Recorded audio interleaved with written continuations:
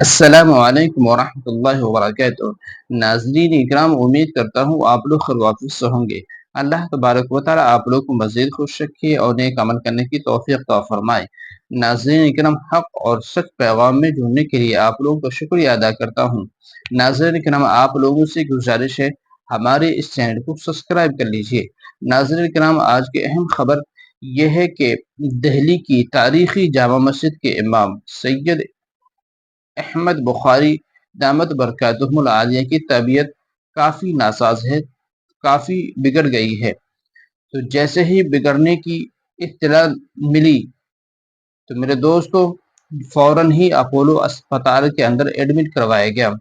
تو ابھی الحمدللہ ان کے پوتے عریب بخاری کی طرف سے اطلاع دی گئی ہے اور پوسٹ کے ذریعے بتایا گیا ہے کہ آپ لوگ دعا کا اہتمام کریں، اور انہوں نے کہا ہے کہ پہلے سے طبیعت الحمدللہ بہتر ہے۔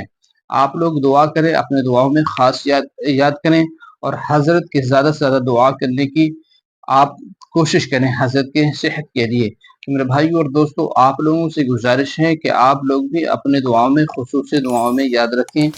اور الحمدللہ وہ بتایا جاتا ہے کہ جیسے ابھی پوسٹ کے اندر بھی بتایا گیا ہے کہ منہ کی انفیکشن کی وجہ سے یہ طبیعت کافی بگڑ گئی تھی۔ تو میرے بھائیو اور دوستو، آپ لوگ دعا کریں اللہ تبارک و تعالی سید احمد بخاری کی جو طبیعت بگڑ گئی ہے، اللہ تبارک و تعالی انہیں صحتیابی تندرستی عطا فرمائے اور تمام بیماریوں سے انہیں شفائے کل عاجلہ مستمرہ دائم نصیب فرمائے۔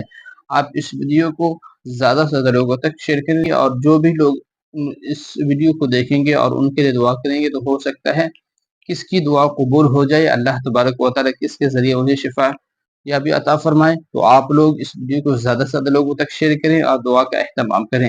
اللہ تبارک و تعالی ہم سب کو، ہر ایک مسلمان کے دعا کرنے والا بنائے، اتفاق اور اتحاد والی زندگیاں عطا فرمائے۔